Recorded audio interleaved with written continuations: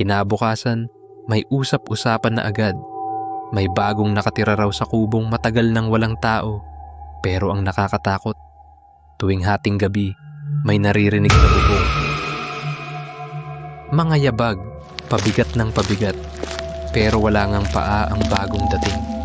Isang kapitbahay ang sumilip sa kubo. Wala raw ilaw, walang tao. Pero may pisi ng lubid at isang bagay na parang basang dasal na papel. May sulat, "Huwag sisilip, babalik ako." Sa Barrio Santiago, may isang alamat tungkol sa lalaking hindi lumalakad. Hindi dahil sa siya'y pilay, kundi dahil wala siyang paa. Ngunit gabi-gabi, may naririnig na yabag sa bubong. Sa labas ng bintana, sa mismong likod mo. Noong 1997, nagbakasyon ang pinsan kong si Leo sa bahay ng lola namin sa Quezon. Simple lang ang buhay, paliligo sa sapa, kainan tuwing alas 5 at kwentuhan tuwing gabi.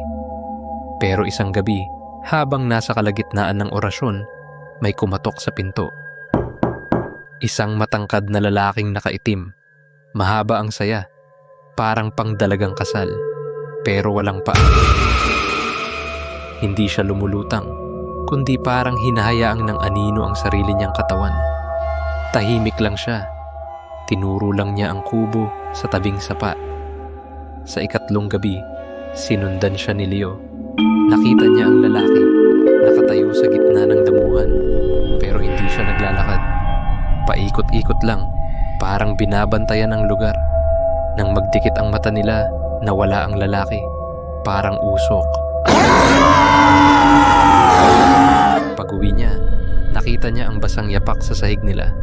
Papasok sa kwarto niya, pero hindi mula sa labas, galing sa loob ng bahay. At sa kama niya, may papel din, "Babalik ako, huwag kang matulog." Umalis si Leo kinabukasan. Hindi na siya bumalik kahit kailan. Pero ang mas nakakakilabot, noong 2018, isang bagong pamilya ang lumipat sa lugar. At tuwing hating gabi, may nagbabantay sa labas ng bahay nila. Hindi lumalakad, hindi din humihinga. Ang sabi nila, hanggang ngayon, naghahanap pa rin siya ng kasama. Yung hindi matutulog, yung magbabantay, magpakailanman. Kung ikaw ay may kwentong katulad nito, ipadala lang sa Ulap Noir. Sapagkat sa bawat ulap, may aninong nagmamasid. Huwag kang matulog agad, baka naririto na siya sa likod mo.